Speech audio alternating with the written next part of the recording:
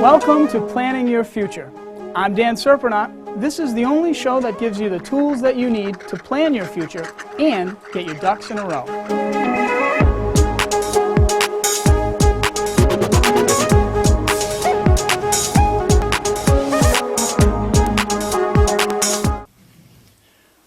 Welcome everyone. I'm Dan Surprenant of Surprenant and Benesky. Thanks for watching.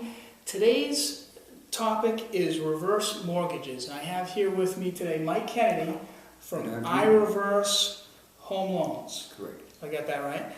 So a lot of people, thanks for coming. Certainly, good to be here. I've known Mike for many years. Glad to have you here today. A lot of clients are curious as to what a reverse mortgage is. They've seen commercials on TV. They don't know if it's right for them. So we thought we'd have a show today on reverse mortgage and what they are and some of the detail there. So thanks for coming today, Mike. Certainly. What is a reverse mortgage? I like the fact that our business is so simple. A reverse mortgage is simply a home equity loan that the customer never makes payments on. When I meet someone, I determine that they're over 62, and I was talking about their primary residence.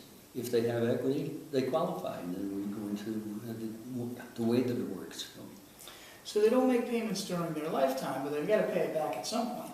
Yes, a reverse mortgage does not have a term. It remains outstanding for as long as the customer lives in their home. Reverse mortgage is a government-sponsored, government-insured program designed to keep seniors in their homes. The government is in favor of this because the more seniors they can help to stay in their home, the fewer they're going to have to do for it down the road. Actually figuring out it's less costly to keep people in the homes where they want to be most of the time than to pay for them in a facility. So in a reverse mortgage I can take, well, I'm not 62, but a senior can take equity out of their home to help pay the bills, live at home. And when does it need to get paid back? It doesn't get paid back as long as the home remains the customer's primary residence. So it doesn't have a term. We tend to think of 20-year mortgage, 30-year mortgage. A reverse mortgage specifically is designed without a maturity date. When the last person moves out of the house, when the home is no longer the primary residence, that starts a 12-month period to pay off the reverse mortgage. So when they move out, like they pass away, voluntarily or involuntarily move out, or sometimes they go into a nursing home. Or move to Florida, or move in with the kids, whatever. Everything keys on the home being the primary residence. Okay. So what are the qualifications to get a reverse mortgage? Very simple. Everyone on the deed has to be 62 or older, and it has to be their primary residence. The government does not allow us to do second homes or income properties, anything like that. Again, designed to keep seniors in their homes. But they're 62, primary residence, and assuming that they have equity, then we can help them. 62 or over, and my general understanding is I can get more equity the older I am. If I'm in my 80s, I might be able to get more equity out of my home than if I were in my 60s. That's correct. It's a sliding scale, and the percentage of the equity we make available increases the older the customer is. So does the home have to be owned free and clear to do this without a traditional mortgage in place? No, it does not. If the customer has a mortgage balance, a home equity line of credit, if there's any lien on the home, the first thing we do with the proceeds of the reverse mortgage is pay that off. What that does for the customer is it eliminates that monthly payment, thereby giving that much more money to live on each month. What it does for the reverse mortgage company is that lien is paid off and canceled, and then the reverse mortgage company places their own lien because, of course, the home is a security, the collateral for the money that was advanced. So you've got to pay it back eventually, or your kids do, I suppose, after you pass, but no traditional mortgage payments, no mortgage payments at all while you're living in the home. That's correct, and further than that, a reverse mortgage is a non-recourse loan, so that the home is the only security for the indebtedness. If the reverse mortgage balance were to exceed what the home would sell for, because it's a non-recourse loan, there is no liability on the part of the estate or the heirs or anyone else. If there is a deficit, then the deficit is covered by private mortgage insurance, which we put in place for them at the time of the closing, and HUD is the insurer for the private mortgage insurance. So that's in case the value of my home drops and the loan is actually larger than the value of the home. No one has to dig into their own pockets to pay the difference. That's exactly right. Except for the insurance company. Well, for HUD, who is the insurance company in this case, and hopefully HUD has been using good actuarial tables, and we think that they are, so that they know that they don't know who's going to die, but they know X number of people are going to die and have an indebtedness, so they should have a feel for what they're going to be responsible for. Good. I think we talked about the term of the reverse mortgage. How much does a customer qualify for? What percentage of the home can they get? And again, as you mentioned, the older they are, the higher the percentages. But in round numbers, when I'm talking to someone initially, I just quote them about 60% of their equity. And then, so that gives the ballpark a starting point for discussion. And then if they decide that they do have an interest, why we get their dates of birth and work with it so we can cover them much better. But it's going to be in that area. No matter how old the customer is, it's never going to be much more than 70% of the equity. Okay, so 60 to 70, somewhere in there. Are there restrictions on the use of the money? Absolutely none.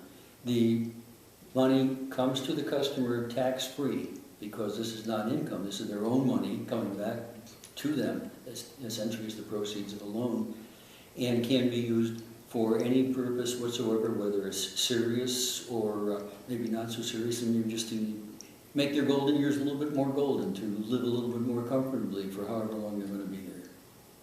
So talk to us about the different ways you can take the money out. Well, we qualify the customer for the maximum amount right up front. On a $150,000 house, they might qualify for $100,000, for example. That $100,000 is available to them tax-free. The government has staged the payout so that whatever amount of money they qualify for, they can take up to 60% of that 3 days after closing, after the rescission period. And then the other 40% is made available to them on the first anniversary date. So $100,000, they would qualify for $60,000 on the fourth day, and then the other $40,000 would be added to their line of credit on the first anniversary date.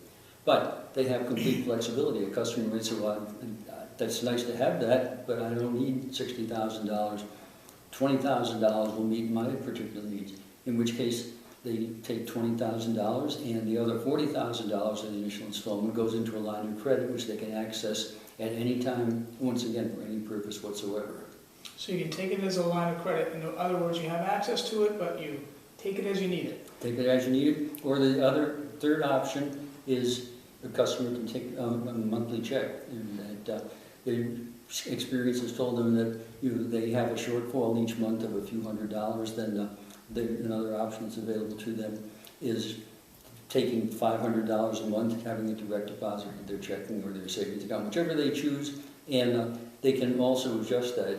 If it turns out, for instance, that $300 would have been adequate, they can cut it back to $300 or increase it to $700, whatever to meet their needs. So you may have touched upon this, but what are some of the benefits of a reverse mortgage? The biggest single benefit, Dan, is the fact that the customer gets to stay in their homes. Human nature is resistant to change. As we get older, we become more resistant to change.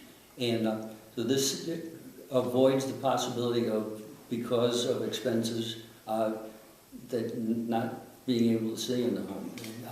I have been doing this, coming up on 12 years. Every single reverse mortgage I've done has had one thing in common, and that is that the customer wanted to stay in their home. Beyond that, there have been dozens of different additional reasons. But every single person that I've helped said, I've been here for a long time, this is where I raised the kids, we like the neighborhood, we just want to stay here. We don't want to disrupt our lifestyle. We don't want to go through making a change at our age. So what are the tax-free distribution options? That's it. The money is always tax-free, unequivocally. A lump sum, if we're paying off a mortgage, for instance, whatever it would take to pay off the mortgage, that would be the first one. The second one would be a line of credit, which they can access at any time, again with a phone call. When they request a distribution in a line of credit, by regulation, the company has to have that money direct deposited to their account within 5 days. Or the third option is a monthly check, or any combination of those. Monthly check might be the temporary solution, and somewhere down the line there's an insurance settlement or inheritance or something else. If they don't need that any longer, they simply call customer service, say we don't need that, and they will stop distributing it until the customer starts it again if they choose to. When does it get paid off and how does it get repaid? A reverse mortgage is an open-ended note. Again, it does not have a term. Everything keys on the home being the primary residence. That's government mandate, HUD and FHA. So that when the home is no longer the primary residence of either customer, typically dad goes first. That's the way that it works. Nobody said the system was fair. But dad passes on, mom stays in the house. It has no impact whatsoever on the reverse mortgage. If they were getting a monthly check, the monthly check stays the same amount. It's not reduced because dad's gone. Nobody's going to kick mom out of the home. Absolutely not. Mom has to maintain the same covenants, which is paying the taxes and paying the insurance. As long as she does that, she stays there forever. When mom moves on, passes on, moves to assisted living or whatever, when the home is no longer mom's primary residence and dad's already gone, that causes the note to become due and payable in 12 months. Now 12 months is a reasonable length of time for the executor to go ahead, sell the house, pay off the reverse mortgage, and of course the excess equity goes in accordance with the terms of the will, goes to the heirs, to the estate, to charity, whatever the customer has chosen. So, what are the costs? A lot of clients want to know, is this different than it used to be? How much is it going to cost me to close on a reverse mortgage? Okay. There are closing costs. The closing costs have come down to just a little bit more than half of what they used to be. And frankly, the reason that came about is that the industry changed, and some of the bigger reverse mortgage companies got out of the business, and what that did was it opened the door for smaller companies that specialize, that only do reverse mortgages, and market competition usually, almost invariably, benefits the consumer. So what that did was that brought the cost down. The cost, there's three parts of the cost. There's an origination fee, which that's how we get paid, how we get compensated for the reverse mortgage.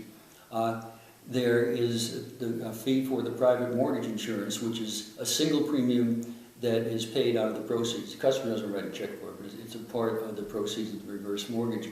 And that single premium is good forever, no matter how long they live in the house. Then the third part is all of the other costs associated with a real estate transaction, title insurance, recording of deeds, that sort of thing. But for the customer, those closing costs, while they're certainly real, they're a part of the balance of the reverse mortgage. They don't write a check for it. The customer has two responsibilities. There are two costs that they are responsible for. First of all is the cost of the required HUD counseling, and the other is the cost of the appraisal. Those two costs are independent of the reverse mortgage. They have to be done anyway, and then the other closing costs, as I say, become a part of the reverse mortgage. The customer is not responsible for them. They're paid off at the end when the loan matures and the house is sold. So generally speaking, is there a percentage of my house that I can expect that I would pay as far as overall costs when I do this? Probably 2.5% to 3% of the appraised value, and plus the cost of the private mortgage insurance, which is separate. But once again, while we obviously operate on full disclosure, all of those figures are part of the closing documents. The customer can look at them and say, I know they're there, but I know that once I've paid for the counseling and the appraisal, that's my only out-of-pocket cost. So you mentioned counseling. I like that aspect of it. Everybody, before they go into this, is required by the state to go through some counseling. Actually, it's a federal regulation. HUD requires everyone to attend the counseling session, and by regulation, until they've completed the counseling, I can't take their application. Once they do the counseling, then at that point, the counselor has signed off, and they've signed off acknowledging that they are knowledgeable about a reverse mortgage. They understand what it is and what it's not, so that at that point, they have the knowledge and understanding to go forward if they choose to. So do any of the counselors make home visits? Yes. The state of Massachusetts requires that the customer, prospective customer for a reverse mortgage, do the counseling face-to-face. Some other states don't have that requirement. The customer can do it over the telephone. When Massachusetts instituted that requirement, since the market that we serve, seniors, not all of them get around as well as they used to, that we have a counselor who is not retired but has cut back on her hours. She makes herself available. I call her the circuit riding counselor. When we have a customer for whom going to the counseling office would be a hardship, then we contact her, she makes an appointment with them, she goes and we'll do the counseling at their homes. It's the same counseling. She does charge a premium, obviously, to cover her expenses getting back and forth. So the fact that the face-to-face counseling might be a little bit inconvenient, it does not preclude us going forward with the reverse mortgage. That's great. There's lots of ins and outs. So people should always speak to you or a reverse mortgage specialist, speak to their estate planning attorney, speak to the counselors, and make a decision. It's a great strategy, a great opportunity to stay in your home in the right circumstances. Great service. That, again, you asked what's the biggest advantage, that is that the customer gets to stay in their homes. And I always stress to folks that when you see a former actor or someone on TV advertising reverse mortgages, that's a good way to start getting information. However, when you call the toll-free number, you don't really know who you're talking to. Whereas if you talk to Mike Kennedy, and I'm proud to say that 100% of my business comes from referrals from folks either that I've helped themselves or their advisors, that I do make house calls. I enjoy being able to sit down eyeball to eyeball, so to speak, across the table from the customer, and I find that that gives them a level of comfort that they might not get over the telephone. So I'm available on short notice, any place. How do they get in touch with you, Mike, if they want to talk? Best way is always my cell phone. That's 401-683-8936. The office number is 508-646-4351. And for that, folks, that if you didn't write that down, I'm sure that the receptionist at Surprenant and Bernanski's office would be kind enough to share that number with you. So please, if you can't reach me, if you don't have my number, call them and they'll have the information for you. That's right. Mike, thanks. Very helpful as always. Thanks for coming in today. My pleasure. Thank you for having me. Nice to see you.